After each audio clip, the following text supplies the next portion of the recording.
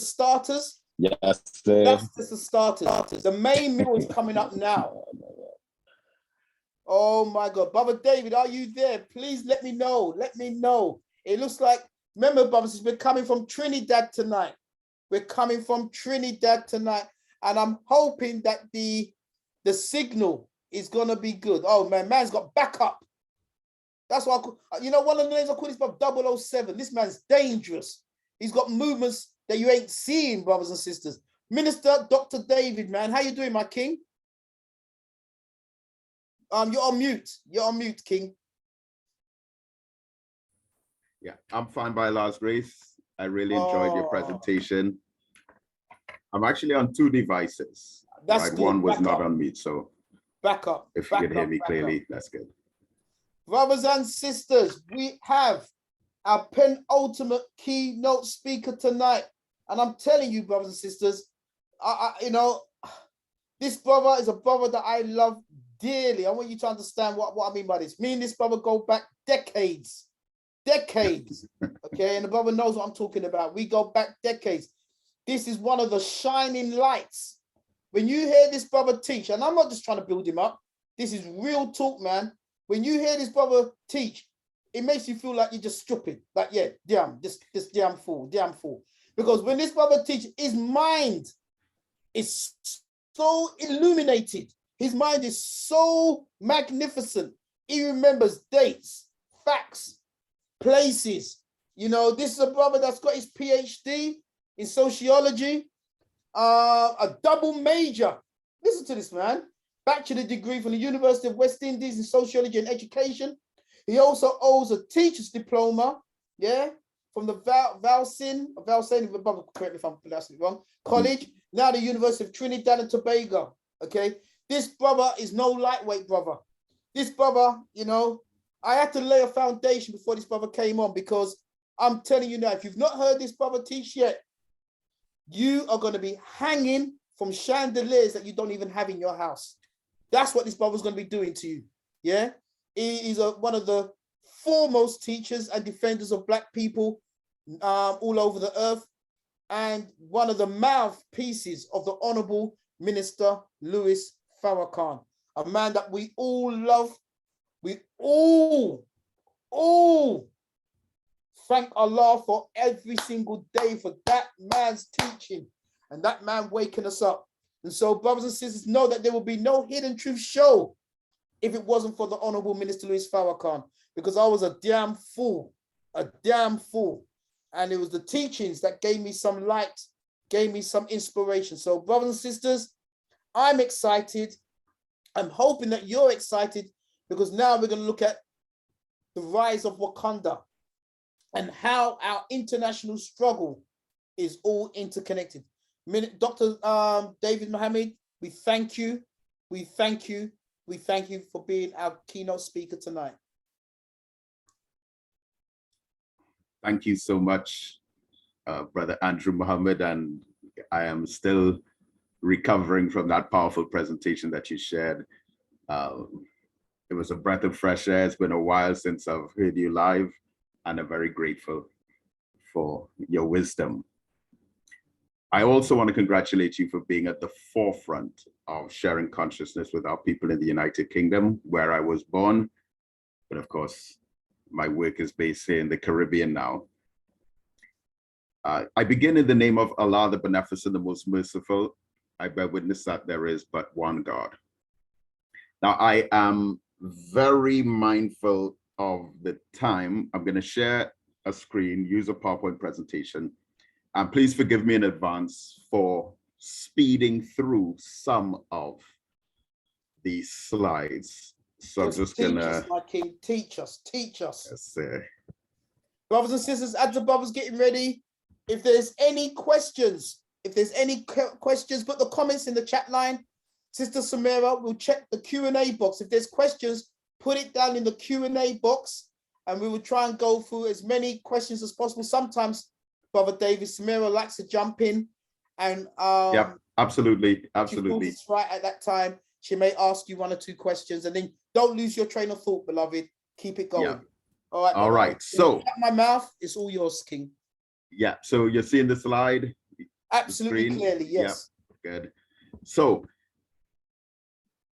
I am, of course, the Trinidad and Eastern Caribbean representative of the Honorable Minister Louis Farrakhan, and we established an organization called the Black Agenda Project, which is based on the 9 ministries that were established by the Honorable Minister Louis Farrakhan for the 10th anniversary of the Million Man March, which are health, agriculture, education, security and defense, arts and culture, trade and commerce, justice, information and science and technology.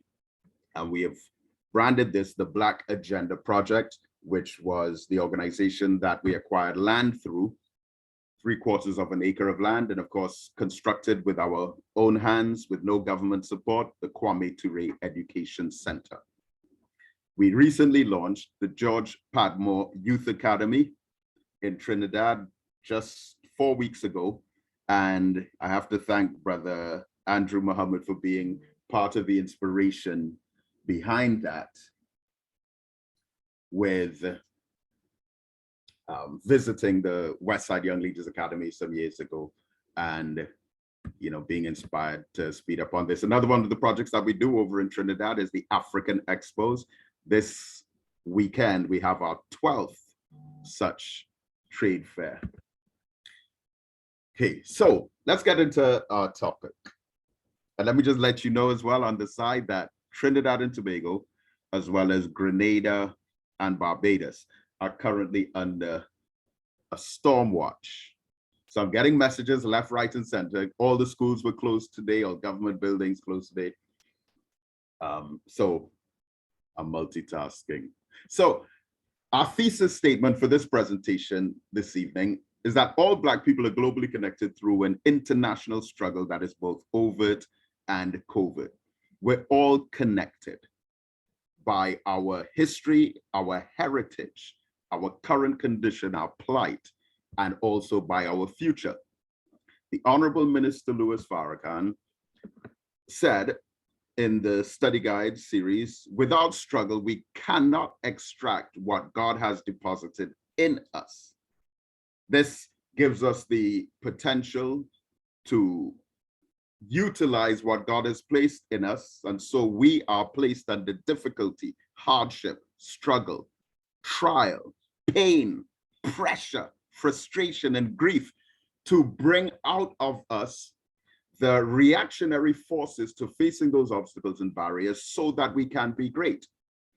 So it was Minister Farrakhan in 1988 who did a presentation entitled The Black Agenda, which we, of course, branded our organization after as well, of which the minister summarized the Black Agenda under pursuing a full and complete freedom, justice for all regardless of creed, class, or color, and equality under the law and equality of opportunity.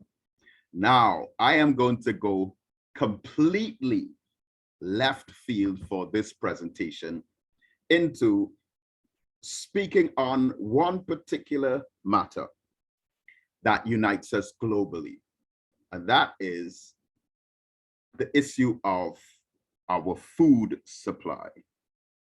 Brother Andrew had mentioned the genocide against our people in Morocco, that many of us would have seen these videos circulating on social media of our people being beaten, probably killed, murdered there on the spot in some kind of detention facility.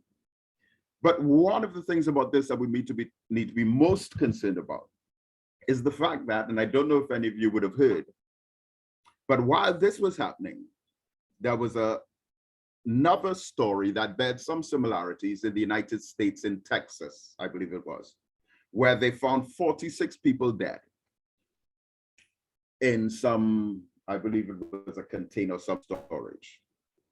So again, you have scores of people beaten, humiliated, abandoned trucks, that was it, in Africa, and it's swept under the rug, while the same thing happens in America, and it becomes front line news on CNN, Fox, BBC, ABC, and all of the major news networks. And it reminds me of back in 2015, when there was the terrorist attack on the French magazine Charlie Hebdo, where 12 people were killed and 40 world leaders gathered there in France in solidarity with the French community. But while we were looking at that on the news, at the ticker tape at the bottom of the screen, there was a news story running that was so trivial that they had to put it in fine print writing while the more important story was going on. About 2,000 Nigerians who were killed in another terrorist attack under so-called Boko Haram. Now think about it. 12 French white people die in a terrorist attack. And that is the major headline news. Simultaneously, 2,000 Africans die in another terrorist attack. And it is just a brief mention. Teach. We see another sign with this from yesterday. What happened in Morocco and what happened in Texas. And the division of attention between the two. What does this tell us? What happens to one of us in any part of the world must have an impact on the consciousness of all of us in any other part of the world. As we saw with the George Floyd execution that touched Black communities everywhere. As the great Dr. Martin Luther King said, an injustice to anyone anywhere becomes an injustice to everyone everywhere. Because potentially if you disturb the balance of peace within a community, any other person who is touched or affected has a potential aggressive reaction that could turn from terrorist to revolutionary to insanity. So we have to be mindful. So I'm coming to this topic here as our main theme, the idea of food security. Now, we over in the Caribbean, and right here in Trinidad, it was announced about 3 or 4 days ago that the price of flour is going up by 33%. Oh, thank beloved. Why? Is it because the wheat production in the Caribbean has been on the decline? No. We were told by our politicians in this part of the world that the price of wheat, and by extension the price of bread, is going to go up by 33% because of the war over there in Ukraine and Russia. That should not be. And I want us to start the ball rolling with our thinking now. Why do some of the countries with the best land have the most hunger? How is it that some of the places that have the best climate to grow the most food and have the largest tracts of land available for agriculture, mass production, at the same time of the countries with the highest percentage of poverty, starvation, hunger, and destitution? You see, food security is the measure of the availability of food and individuals' ability to access it.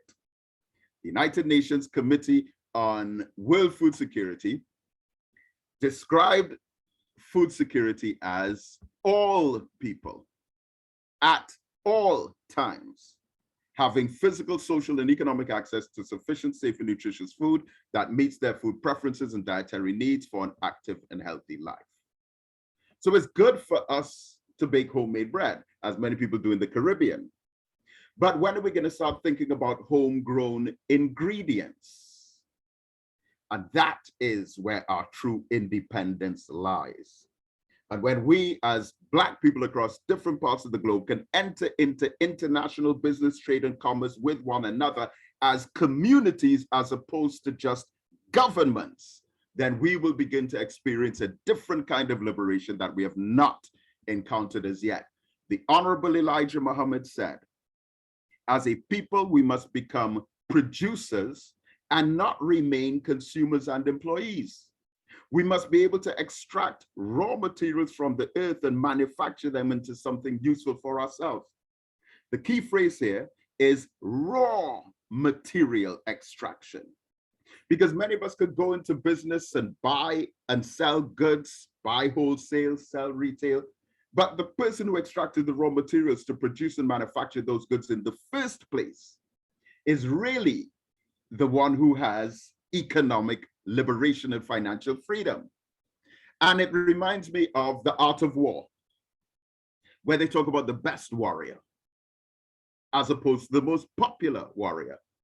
The most popular warrior is the one who, through his skill and craft, through his techniques and abilities, slays so many of the enemy, kills them on the battlefield, sheds their blood, and cuts off their heads and displays it on a pole.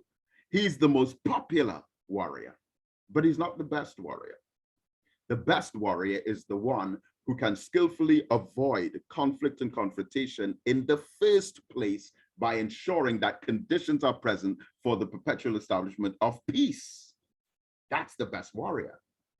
Well, who's the best businessman? Is it the one who wins the awards and the trophies for excellence in innovation in trade and commerce?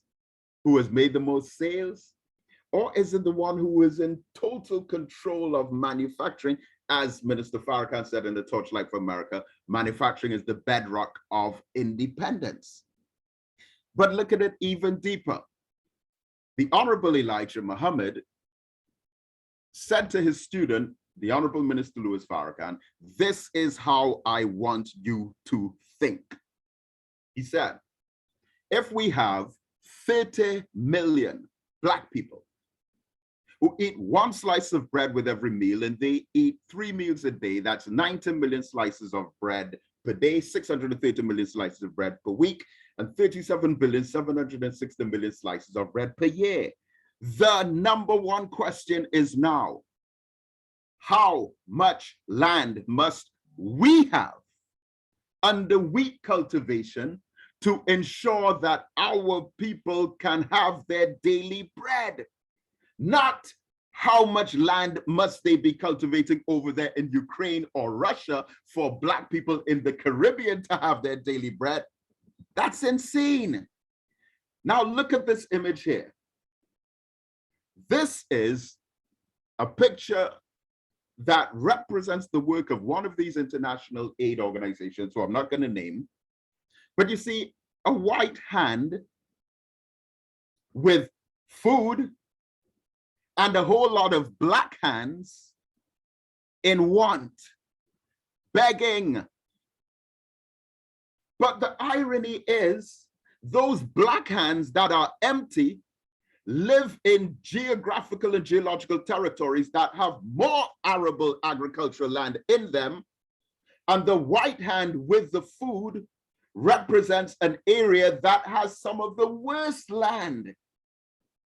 So how did the white hand get in possession of the food to give back to the Blacks when the Blacks had the economic power, the agricultural land, the fortitude, the ability, the skill, the art of food production and manufacturing from the earliest days of history?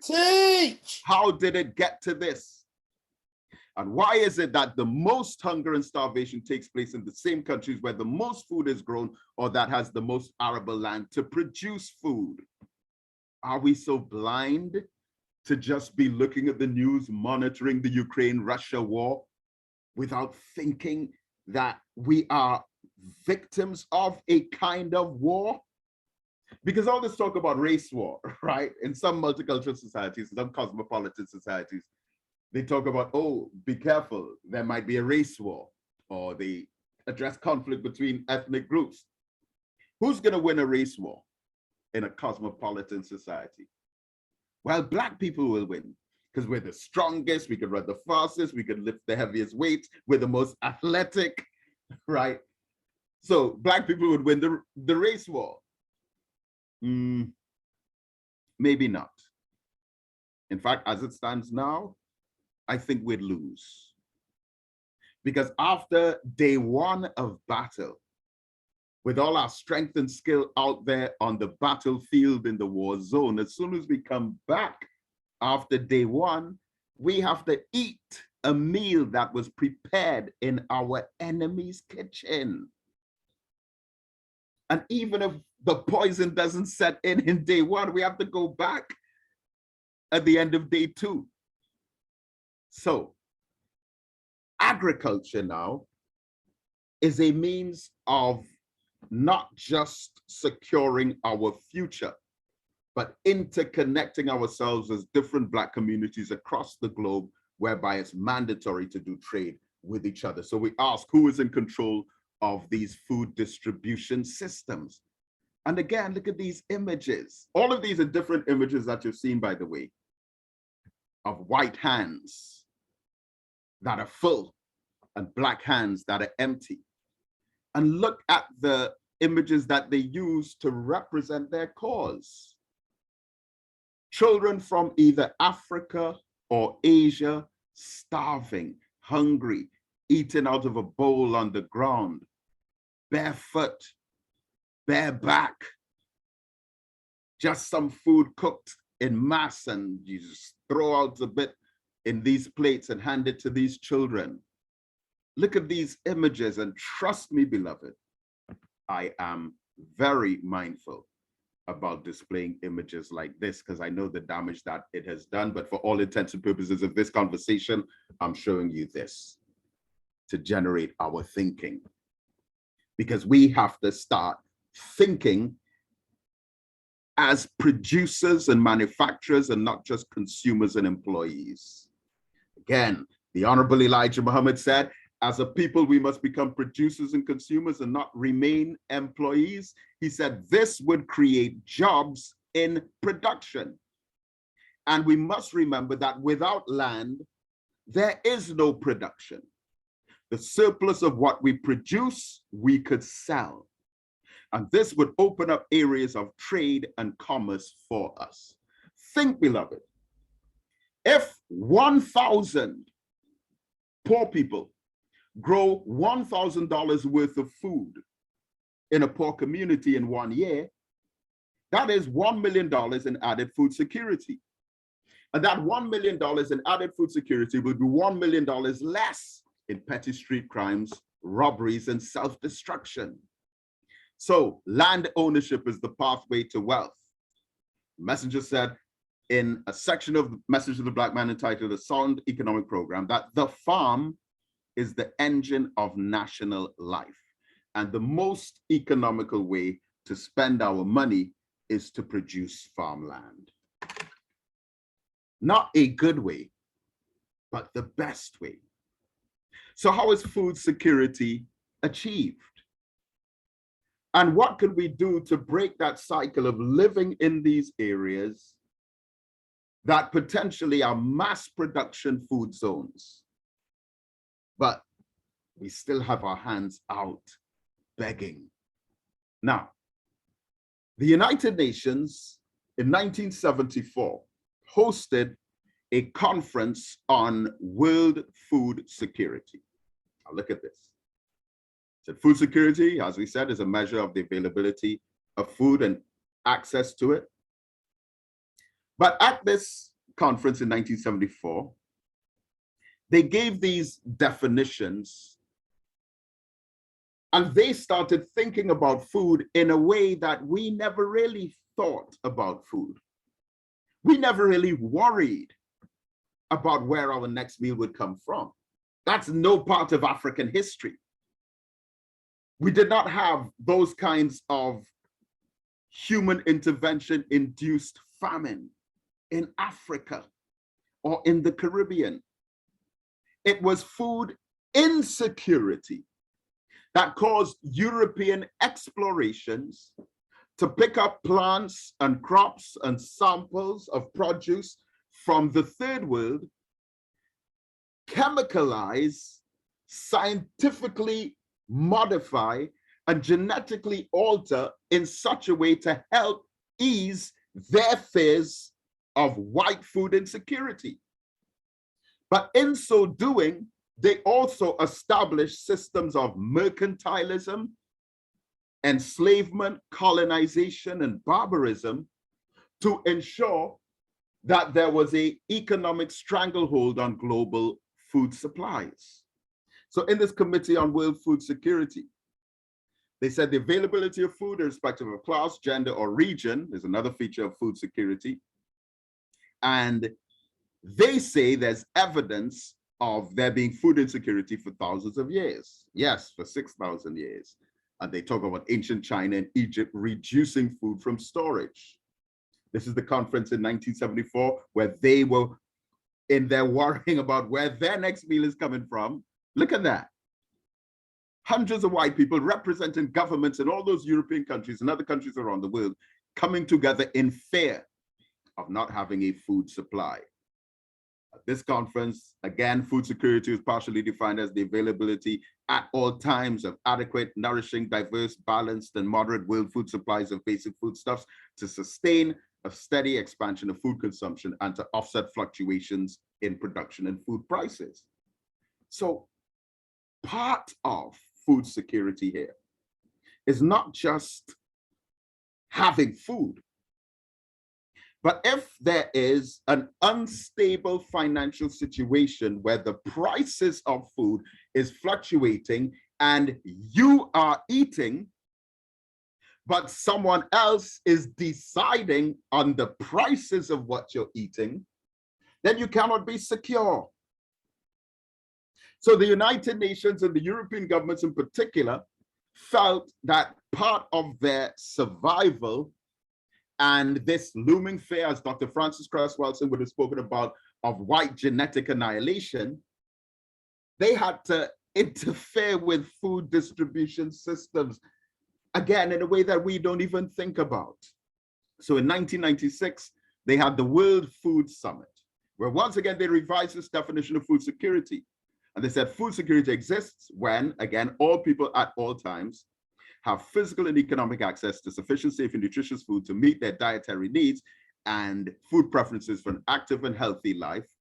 But they also included another concept, which was the idea of being free from fear, doubt, and uncertainty about where your food will come from. Fear, doubt, and uncertainty. Now, this takes us into a completely different zone altogether. Because unfortunately, we as Black people have not put the words food and security in the same sentence. After World War II, Churchill was telling the people of the United Kingdom that they should grow victory gardens. Again, we don't think of the word victory as being in the same sentence with the word garden.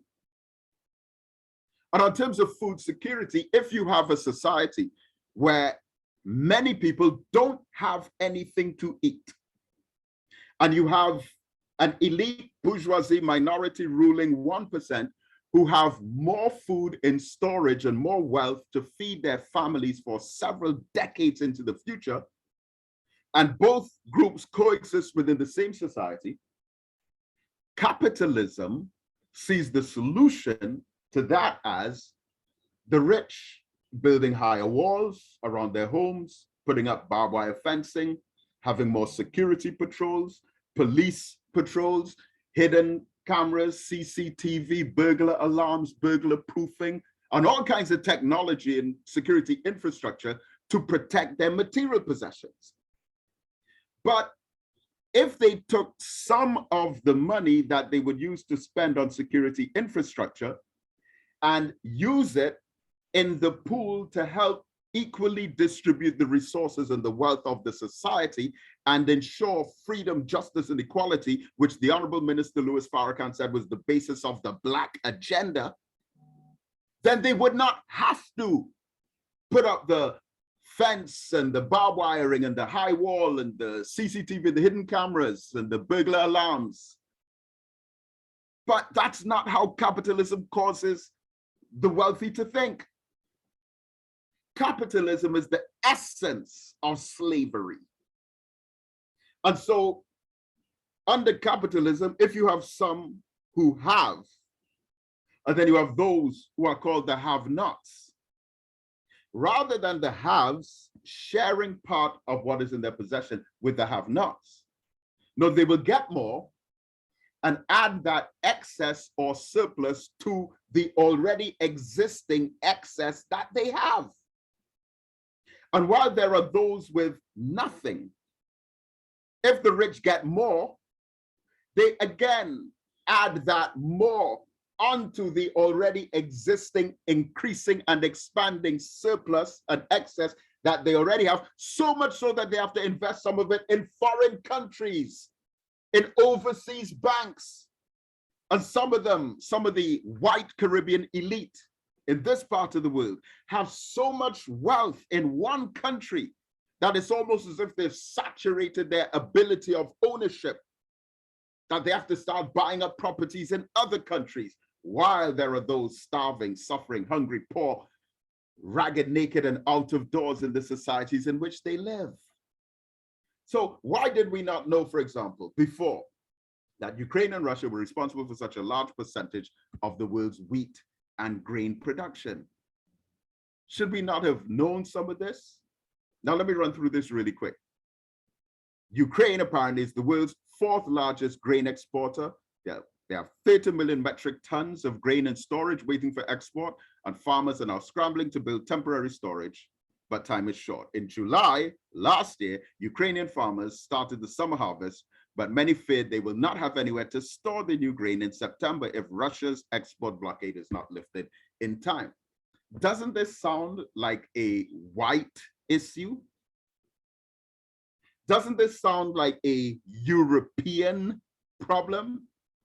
In addition to the blockaded 24 million tons of grain from the 2021 crop, from mid-July, we have the 2022 harvest, and it's a huge problem where to store the new crop is if the old crop is still there. Again, that sounds like a problem for not even Western Europe, Eastern Europe.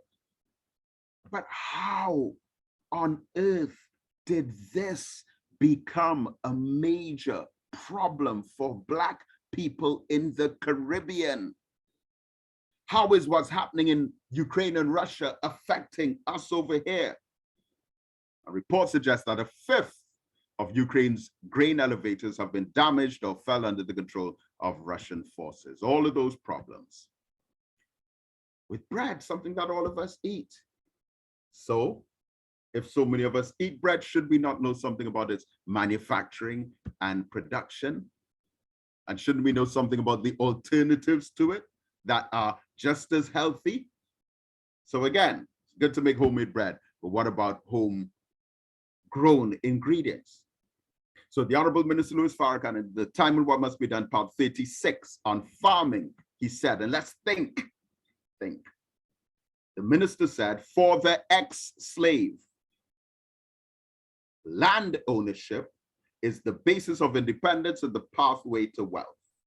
Then the minister asks, what makes one a slave? Now, there's one key word I want us to focus on in this slide here.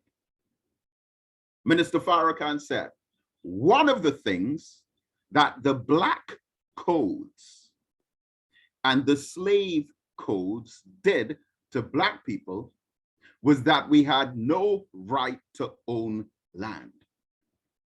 Blacks were prohibited from buying or renting farmland except in designated all Black but white controlled areas. Now, the key word here that I want us to appreciate is the word code. A code is like a secret language of principles and policies that are circulated among a select privileged few, while the knowledge of this communication system is inaccessible to those on the outside of the circle of that code, even if they're hearing it. I feel like saying geez, like Brother Andrew, because this is so horrific. That means that you and I could be present while this discussion is taking place. But you don't understand, I don't understand, but they who are exchanging the content do understand very well, but the plan is not for them among themselves. The plan is for you. And in the Caribbean, they had the English slave codes, the Spanish slave codes, the French slave codes, the Portuguese slave codes, and the Dutch slave codes. And one principle, one policy that was universal among all of these slave codes, and them planning for us was that we must not own land. And if you don't own land, then you're disconnected from any kind of potential ability to control your manufacturing and production of your own food, which is the basis of your freedom and independence. So we have a flag and a national anthem and watchwords and national colors, but no land, while living in the same societies as those who have amassed so much wealth. These codes were not only for slavery, but they were for colonialism, they were for the independence era, and by Allah's grace, I've recently, just today, in fact, been invited back to Jamaica to deliver an address at the Marcus Garvey celebrations. It's going to be on August 20th this year. And the theme is Caribbean nations becoming republics. Because even though most of us are independent, there are only 4 countries that are republics that have completely broken off their ties with the Queen of England and the royal family and the monarch, which are first Guyana in 1970, who became independent in 1966. Second, Trinidad and Tobago in 1976, who became independent in 1962. Third, Dominica, who very interestingly became independent and a republic at the same time in 1978. Look at that, 1970, 1976, 1978. Not to be confused with the Dominican Republic, completely different country, Spanish speaking. And then the 4th country to break ties with the Queen was Barbados last year. 1970, 1976, 1978, and 2021. So Jamaica is looking at 2025, all right? So what's happening in the Ukraine is having more of an impact on food prices over in the Caribbean and other parts of the world, of course, more so than the manufacturing of wheat that we ourselves are taking place in. But I want to remind us of what happened at the beginning of this conflict, where we saw African people being victims of racial discrimination, trying to flee the Ukraine. Don't forget this. And it was blatant, cruel, direct, and unapologetic racism by the Ukrainian people at its borders among those who have been trying to flee the country. Numerous images, pictures, and videos of Black people, many of them young doctors, bright scholars, students of medicine and science, engineering, university graduates, treated like animals in the Ukraine. Meanwhile, we Black people all over the world put in a post on our social media of the Ukraine flag. Oh, our hearts go out to Ukraine. Our prayers go out to the people of Ukraine. We're remembering the people of Ukraine. But you can't remember your African people in the middle of the Ukraine? Teach, Brother David. Being treated worse Teach, Brother by Doctor. some of the Ukrainians than the Ukrainians are being treated by the Russians. Teach, Dr. David. Those Russians still have some kind of generic ethnicity with the Ukrainians, some kind of camaraderie, kinship, recognition of the oneness of their early history and heritage. There's still love between their people. But there's hate for some of those Ukrainians against some of the Africans. But you're more worried about how the Russians are treating the Ukrainians than how the Ukrainians are treating the Africans. It's a hell of a thing. And not wanting to go too far off on a tangent, but President Putin of Russia said that he wanted to denazify the Ukraine. What does that mean? What do you mean by you want to denazify the Ukraine? He's thinking, we're thinking. So in Western Ukraine, there was an independent Ukrainian insurgent army, the UPA, which emerged in 1942 around Poland. Now, this group remained functioning, and they were actually influenced by the Nazi Party of Germany under Hitler. They eventually emerged with the name Azov, a special operations detachment, Azov. And this group here literally are Nazis. This is what President Putin said he wanted to get rid of in Ukraine as part of his objectives. Look at their symbol. You see the resemblance to the Nazi symbol. But look at this. This is one of the Azov activists. He's unashamedly putting the swastika on the Ukrainian flag with the Ukrainian colors. These are the members of this militia. Now, you know how in America, you have these patriotic movements and these soldiers, so to speak, or militias hiding up in the hills, below the radar, undetected. Well, that's not how it is with Azov. No, they're not some fringe group of fleeing fugitives hiding from the law. No, here you see the camaraderie between Azov and the Nazis, all right? But in 2014, this Nazi Ukrainian group, Azov, gained national attention after allegations of torture and war crimes, as well as neo-Nazi sympathies and usage of associated Nazi symbols, such as the Wolf's Angel, one of the original symbols used by a German Nazi 2nd SS Panzer Division. But let me make a long story short and start to wind down on this. This group, Azov, was invited to become incorporated into the National Guard of Ukraine. Think! This isn't the American patriotic militias who are hiding in the forests in the States, operated as an underground secret organization. No. From 2014, Azov, a Nazi organization, was incorporated into the government national security systems of the Ukraine. Is it possible that that is why they had these attitudes towards the Africans in the Ukraine? Is it possible that there was any kind of influence from this into how the regular Ukrainians were treating the Africans? Well, let me begin to conclude here. So, our global struggle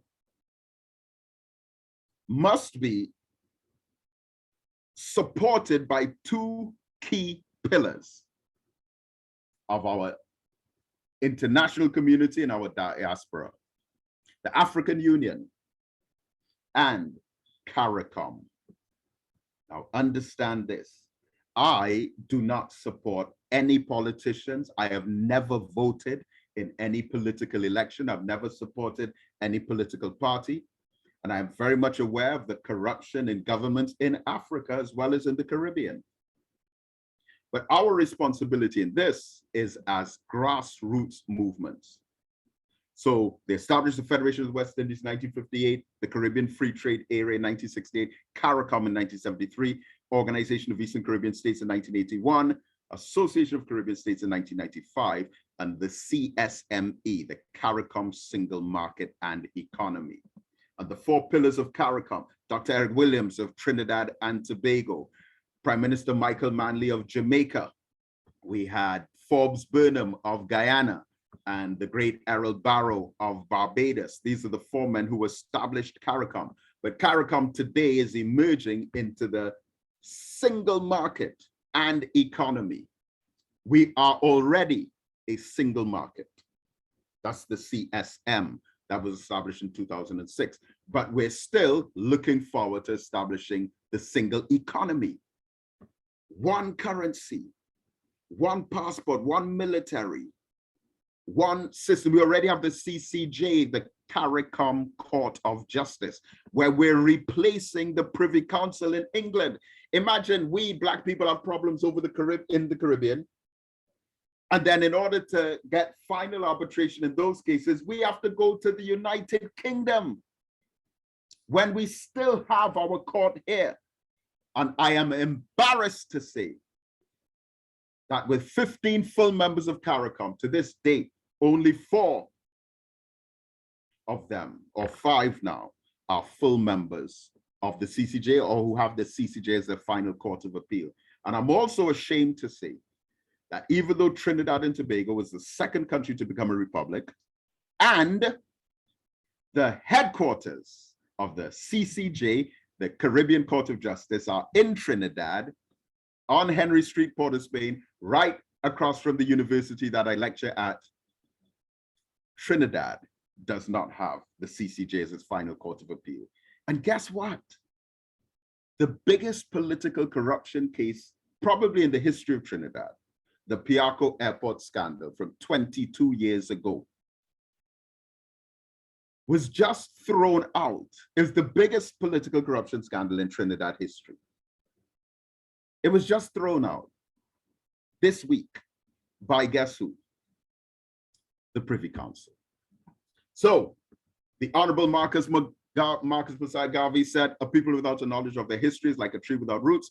He said, Africa for the Africans at home and abroad. And Haile Selassie, as a philosopher, pointed out so poetically the summary of what happened to Africa. He said the period of colonization into which we were plunged culminated with our continent fettered and bound, with our once proud and free peoples reduced to humiliation and slavery, with Africans' terrain cross-batched and checkerboarded by artificial and arbitrary boundaries.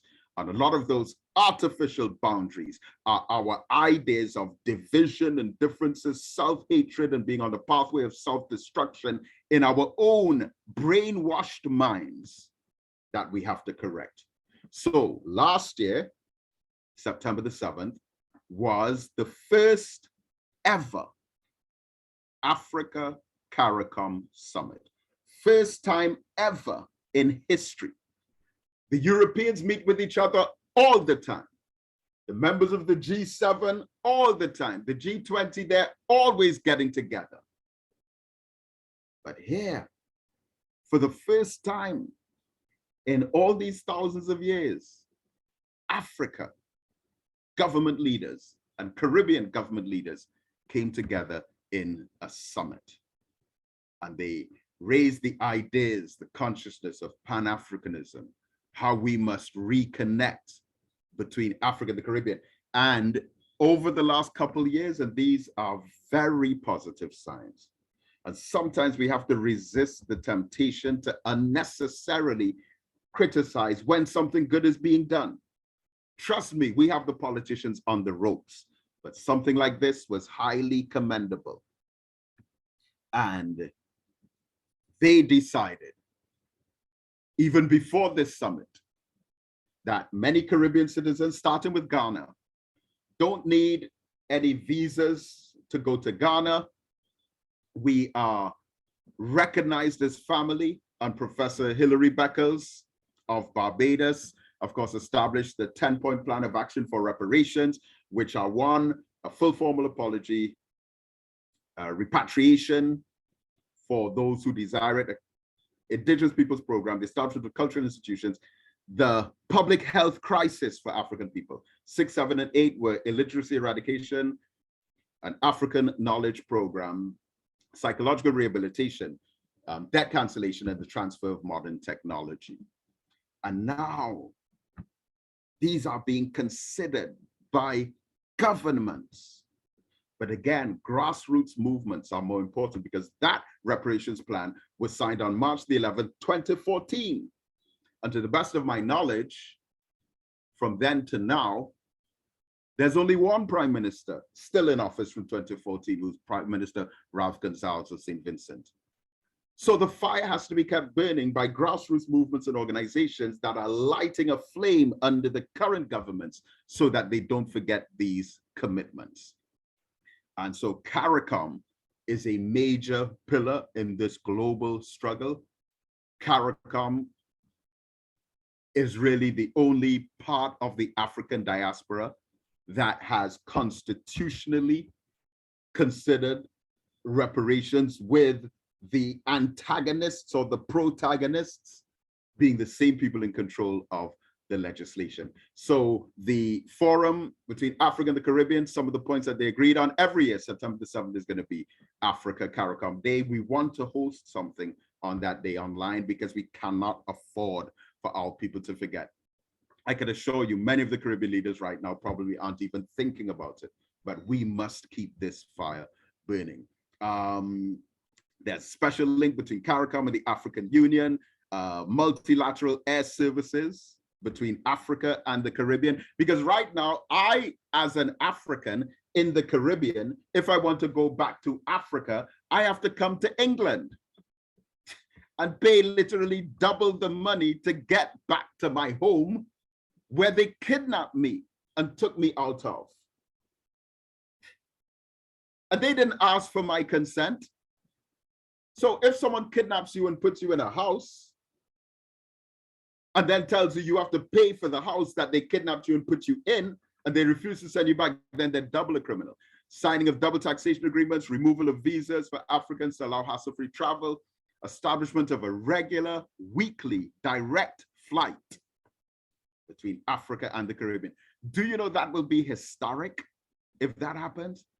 A joint Africa-Caribbean electronic mass media platform or mechanism that facilitates the flow of news, establishment of an Africa-Caribbean public-private partnership dedicated to mobilizing resources and deploying them into critical cutting-edge projects centered around renewable energy and digital technology, and a collective commitment to participate fully in the upcoming high-level security meeting of the United Nations in commemoration of the 20th anniversary of the World Conference Against Racism. Now, I conclude. Oh, I'm hoping the brother's still there. Teach, brother. I don't know if your connection. Yeah, I just. Okay, yeah, I know. Just. Yeah, rewind a little bit, King. Because I'm following. All right, so we basically looked at the agreements between Africa and the Caribbean, government-wise, but we're saying that we are realistic enough to not expect the heads of government to continue with this project. We, on the organizational level, the ground level, and the grassroots level, are the ones who have to continue to keep these matters as front burner issues so that the momentum will continue pushing forward with the sensationalization that we add to the cause. That will have no one else but ourselves to blame. So I have on two microphones here. I hope you're hearing. Yeah, there's an echo now, brother. Yeah, I'd imagine so. Let me take back off one. So I'm closing up now. Look at this. Do we know this by chance? I know you can't go into any restaurant. Well, it's in restaurants. I know you can't go into Marks and Spencer's and Sainsbury's and Tesco and buy a fresh breadfruit.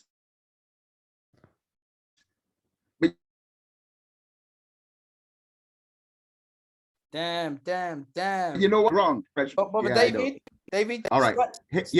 Slightly rewind again because you cut out just then again. Okay, so what I've done, I've switched the audio on the two devices. Okay, all right. Am I much clearer? Yeah, we can hear you now, King. All right, I'm going to take the Wi-Fi.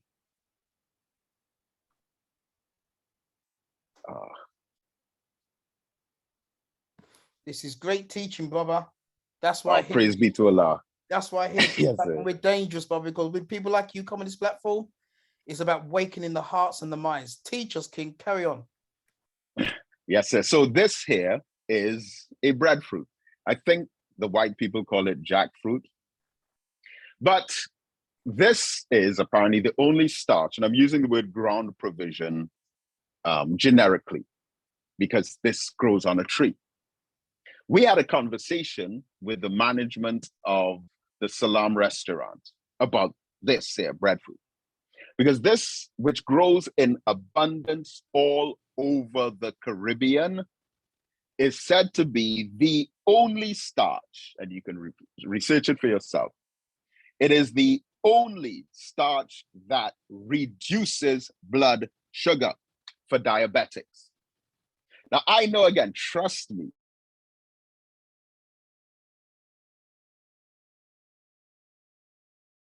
of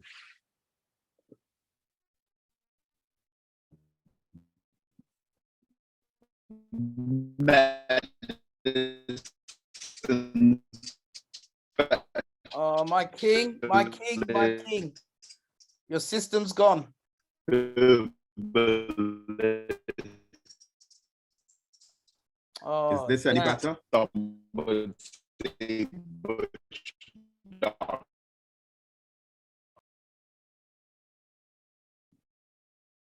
Okay, right. So I think I've just reconnected.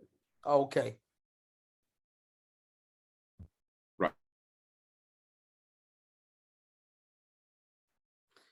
Brothers and sisters, you know, with the technicalities, sometimes this happens, just little few gremlins. The brother is kicking this about the breadfruit, but we're going to try and reconnect, and so we can aim clearly. Right, so this is breadfruit. This is cassava.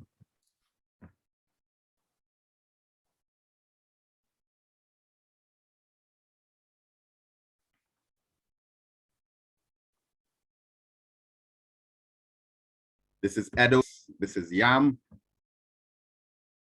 This is dasheen. This is dasheen bush, which grows along with the dasheen. These are plantains. All right, I think I'm back up. Did Brother Andrew? I'm here, King.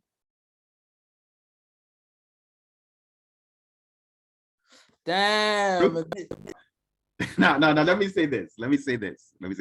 When I first came to Trinidad, Yes, sir, with my parents, I could not understand how our people were able to tell the difference between this and this and this and this.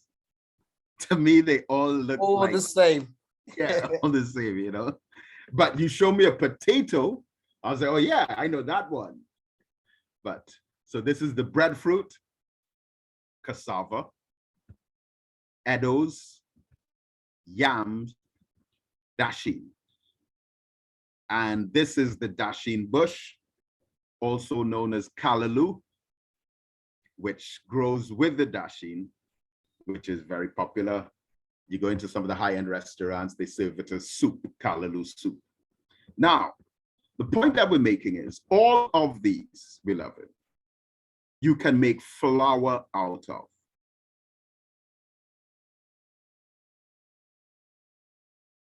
And the flour is healthy than that of the white bread. You can make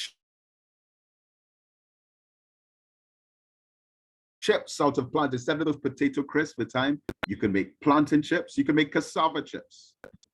And all of this grows in abundance in the Caribbean, literally everywhere.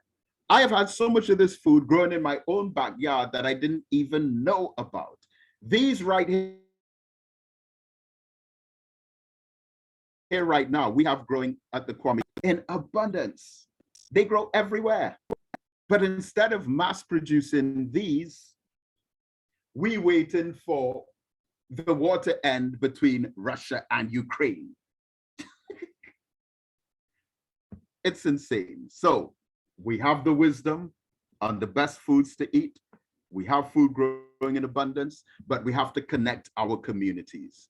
The Black community in the Caribbean, with our people in the United Kingdom, with our different Black communities in America.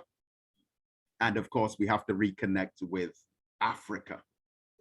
And when we can bypass the middleman the European governments and the influence that they have, and do business and trade with each other, then we're on the pathway to liberation.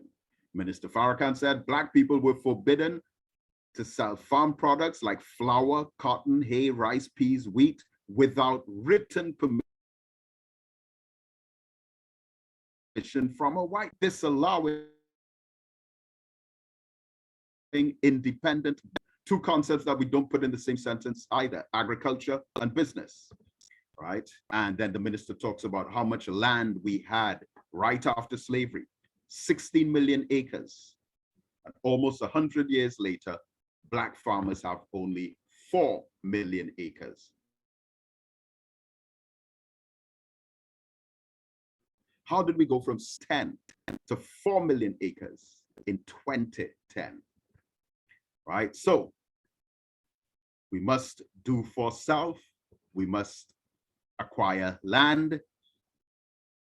And the messenger said, since our being brought in chains to the West, our brain power, labor, skills, talent, and wealth have been taken, spent towards building and adding to the civilization of another people. And it is time for you and me, the so-called Negroes, to start doing something for ourselves. We must not be beggars, and we must liberate ourselves. So I'll leave it here. I want to thank you so much for the opportunity. I hope you're hearing me, and I apologize for those disruptions. Like I said, we are under a storm watch over here. I'm trying to defend my region by subtly insinuating that it's not that we have bad electronic communications. No, not at all. There's a storm warning. But deep down in my heart, I know that even if there was not a storm warning, most likely would have still had internet problems. So Brother Andrew and all of our brothers and sisters listening, I see we have over 350 of our people online on Zoom, which is a great number for Zoom. And I want to thank you for listening. And may Almighty God, Allah, continue to bless you as I greet you in peace. Assalamu alaikum. Wa alaikum salam, my beautiful brother. King, we've actually got much more than that, what you see there, brother. That's 365 laptops at the end of the show. Yes, wow. Yeah, on this account, we only get the laptops, we don't get those who are literally tuning in. So there's a lot more than what you see there, brother. And yes, we thank you, brothers and sisters. Please show some universal Black love. Show some universal Black love to our King, Doctor on the highest level, David Muhammad. Thank you so much. If you can stop the share screen now, King, that'd be appreciated. Thank you so much, man. And brother, I mean, you can see in the chat room, it's on fire, brother. We are really, I don't know if you can see your chat room, brother. The ones are being dropped. The thank yous, the love to the brothers. Several people saying we need this brother back. Brother, you went into the core. You went into the core of literally owning land, brothers and sisters. And I must say that, you know, brother, Zoom has always been trying to stop us, it looks like. I know, until we get our own platform.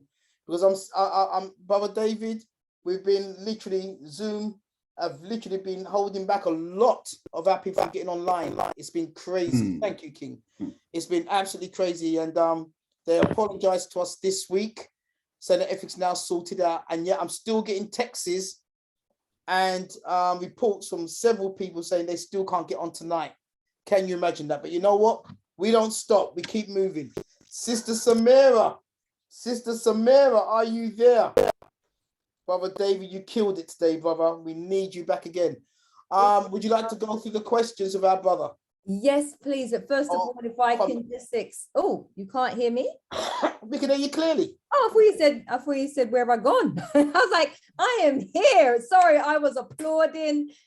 Also put in some things in the chat so that everyone can connect with our dear beloved brother Dr. David, you were absolutely phenomenal. Phenomenal. I have so much Phenomenal. love Praise be to for Allah. you in the chat, which is definitely required for you to see. So please make sure you do go back through the chat. Yeah, But we have I'm some going through questions. now. Oh, great, ones. great. Please do, brother. But we have some questions, if I may. So I'll take them all in order. So the first question comes from Amma here, which is, how do we respond individually, collectively, globally to the atrocities happening on our motherland? Well, again, going back to the point about governments in both Africa and the Caribbean, there have been a number of good progressive ideas that have been shared from on that level. But none of these projects or missions or goals or objectives would ever be sustained unless there was the recognition of some kind of political capital to be gained from representing a specific cause. And that is where the grassroots level comes in. And that is where organization becomes important. We have to establish ourselves as organized units in order to ensure that our calls for justice are effective. And I just want to reference Kwame Ture on this, who we named our building after. Kwame Ture made the distinction between mobilization and organization. Currently, we are pretty good at mobilizing, but not a fraction of as effective as we should be in organizing. Mobilization is when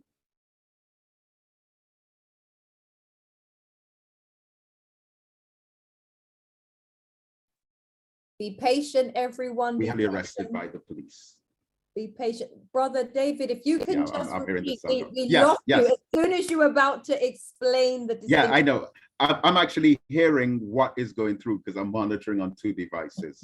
but thank you. Yeah.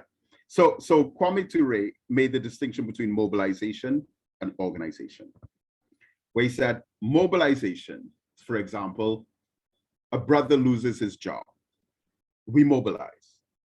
Or a sister is wrongfully arrested by the police, we mobilize. Or there's some case of brutality or increase in food prices or some kind of oppressive decision that was taken, we mobilize and we march, we gather together, we picket, we let our voices be heard. But then after we meet whatever goal we were seeking, we disengage, which can be akin to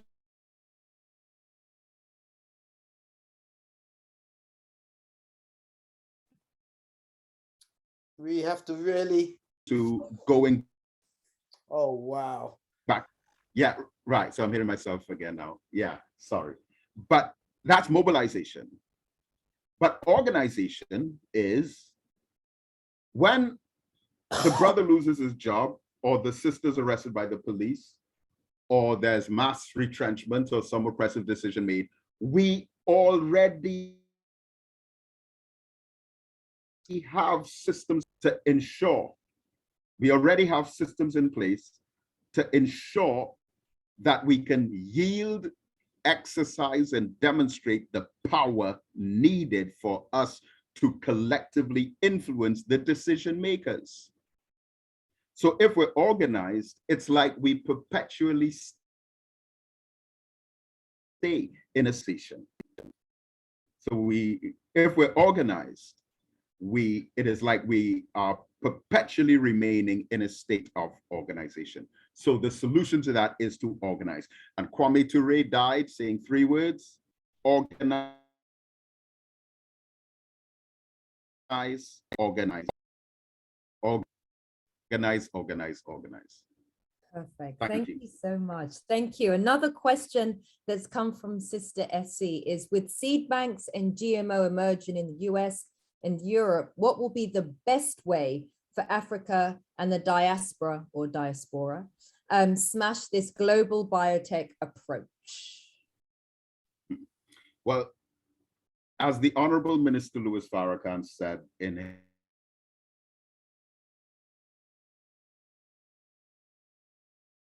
his July 4th, 2020 message entitled The Criterion, he said, we must have our own Black doctors, our own Black scientists, our own epidemiologists and medical professionals.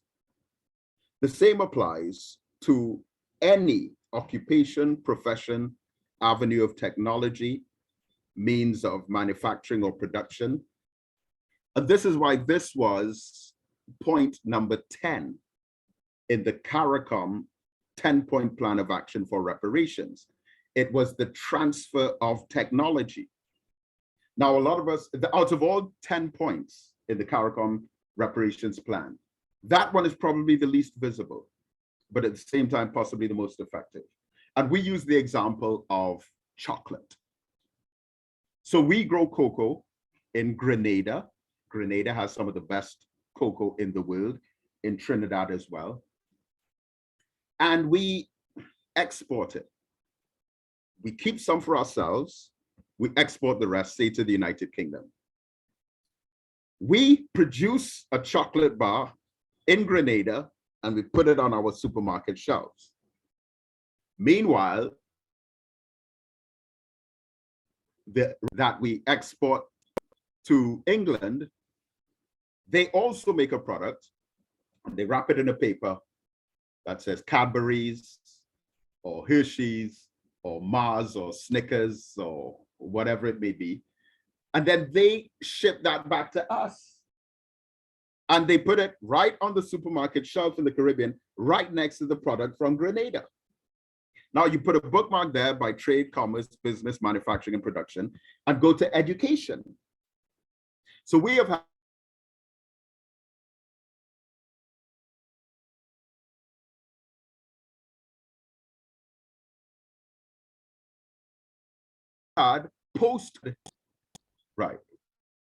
we have had post-colonial educational systems that have promoted white supremacy and Black inferiority and have indoctrinated African people in the diaspora with Eurocentric imperial preferences. So I went to school, and based on my experience in the school, when I go into the supermarket, so when I go to the supermarket, I see the product that was produced in my country next to the product with the raw materials from right here that was shipped over there and then shipped back over here. And I picked the one that went through exporting and importing once again, because I've been brainwashed into imperial preferences. That's education. So the education is having an effect on business, trade, commerce, manufacturing, and production. So therefore, we have to have a complete revival type system of revamping our educational system and ensuring that all of these professionals in these different fields of human endeavor are taught and trained from a position of consciousness that is independent and based on development of our own communities and societies. Okay. And another question that we have is with regards to how can we ensure that the seeds that are being planted haven't been tampered with? So when it comes to growing our food and cultivating our own crops, how can we ensure that things are not being injected with contaminants and the like? You know what? I have to laugh because my heart goes out to the person who asked the question. And that is a very science-based inquiry and concern. But I'll say this. I was doing a radio program last Saturday, and we were talking about how we could wean ourselves off the fast food, the starchy food, and get on to eating more fruits and vegetables, drinking more water, eating the navy beans, for example.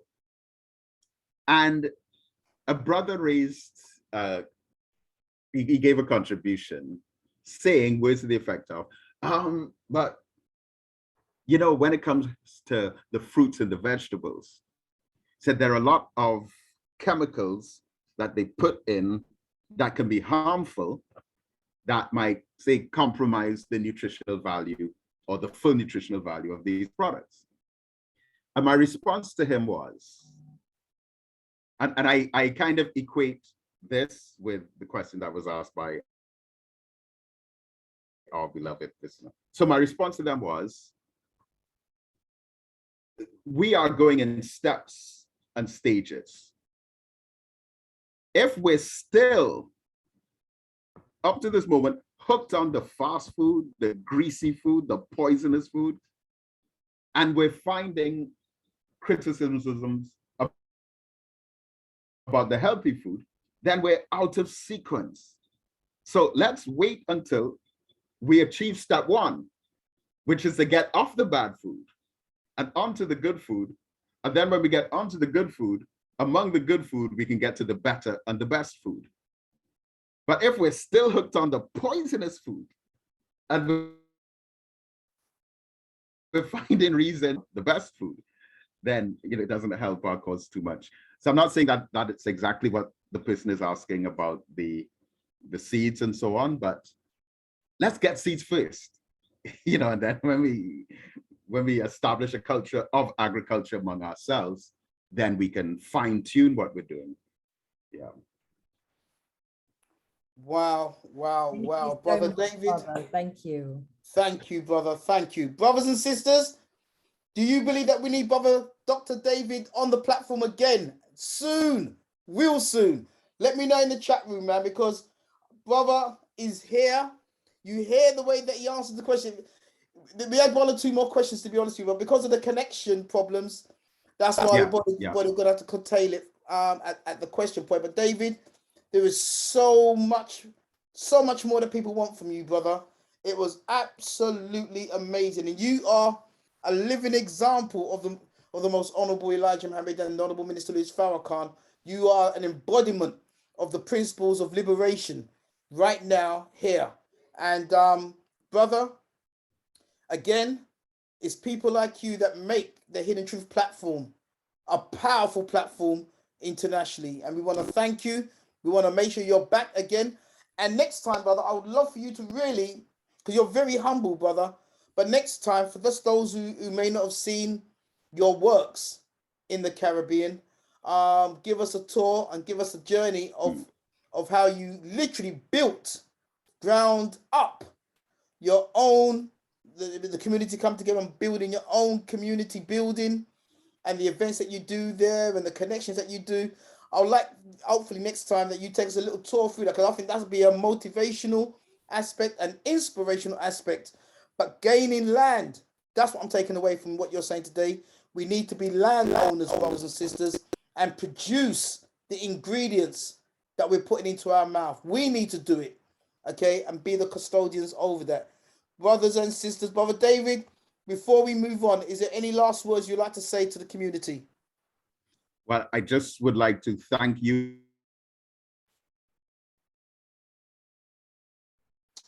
again, not only for today, but all of the work that you've been doing over the decades.